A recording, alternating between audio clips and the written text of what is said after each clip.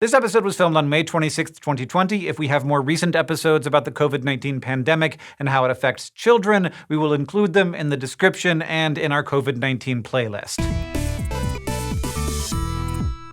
One of the few comforting things about this pandemic is that kids have mostly been spared. Children aren't immune to the virus SARS-CoV-2, but they do seem to be only a small minority of those who test positive. Unfortunately, nothing in epidemiology is ever that simple, and we're starting to see evidence of a rare but serious complication in children that resembles a condition known as Kawasaki disease. But this condition is very treatable, so here's what doctors say we should watch out for. On May 14th, the U.S. Centers for Disease Control issued an advisory to healthcare practitioners based on case reports from the United States, the UK, and elsewhere to be on the lookout for Kawasaki-like symptoms. Kawasaki disease is a rare condition that mostly affects very young children. It shows up in about 10 to 20 out of every 100,000 children under 5. Symptoms include a high persistent fever and widespread inflammation across the body. This can cause swelling of the walls in certain arteries. Other symptoms can include swollen lymph nodes, especially near the neck, redness and rashes across the body, and things like diarrhea, vomiting, joint pain, and peeling skin on their hands and feet, especially around the finger and toe tips. Medications can ease the fever and inflammation, but there can be permanent damage if the disease isn't treated. Up to a quarter of untreated children end up with damage to their coronary arteries, which are the vessels that supply blood to the heart. Now, like we said, Kawasaki disease is usually really rare, so it's definitely strange if you see a bunch of cases of something that looks a lot like it pop up at the same time. But that's what a number of doctors and health officials have noticed. The cases the CDC was warning about seemed to mimic the known symptoms of Kawasaki disease, including persistent fevers and inflammation. It's not clear if these new cases are actually Kawasaki disease or just something like it, but the symptoms are close enough that doctors first began calling it Kawasaki-like. At least 2 other names have been proposed, so you might hear people talking about MISC in the US or PIMS-TS in Europe. These are the same things, it's just that researchers haven't agreed on a name,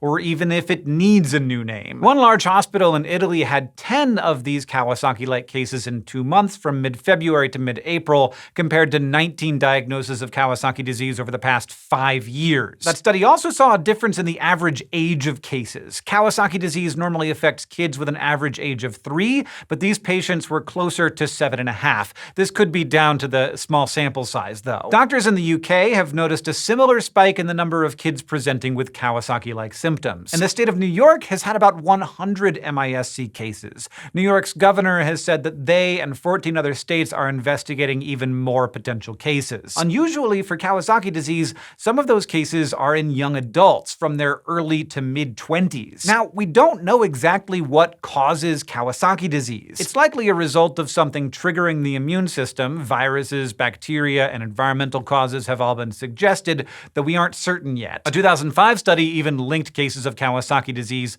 to a coronavirus called HCOV-NH, which is similar to one that causes the common cold. Later studies cast doubt on the connection there, but in many of these new cases, the kids had tested positive for SARS-CoV-2 after these symptoms appeared. This may be what doctors are calling a post-infectious inflammatory syndrome. This means it generally shows up later, after the initial viral infection is over. But we don't know exactly how yet. It could be a case of the immune system overshooting and attacking the body, or it could be something else. The fact that it only shows up after the infection is more or less done might explain why we're only noticing it now, months into the pandemic. Or it might just be that in the rush to treat the pandemic and save lives, an uptick in a rare syndrome might simply go unnoticed for a time. This is why the heads up to doctors from the CDC might be important. Hopefully, doctors and parents will know to be on the lookout for these rare symptoms so that kids who are affected can get treated in time. We here are internet people, not doctors, but we do suggest you call one if your kid shows unusual symptoms.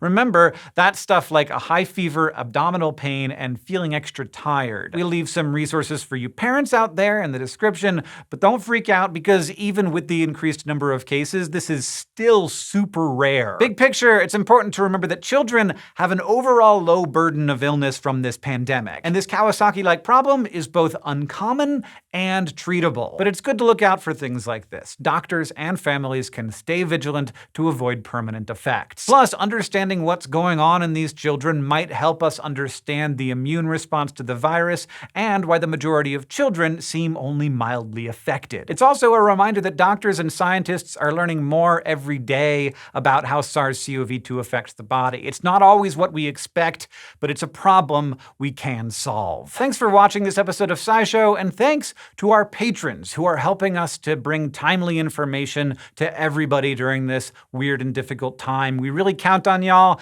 and we are very grateful to have you. If you want to get involved, check out patreon.com/SciShow.